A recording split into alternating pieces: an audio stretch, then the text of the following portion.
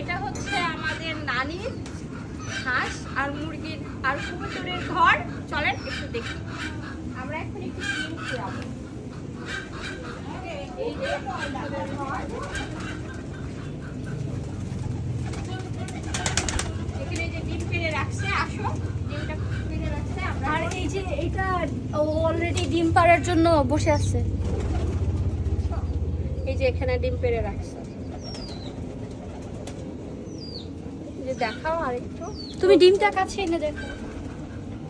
এই যে বসে আছে।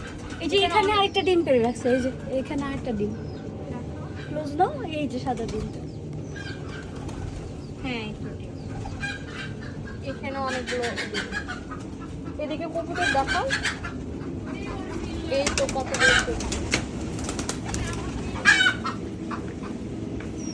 সবাই ছোটাছুটি করে চলে যাচ্ছে।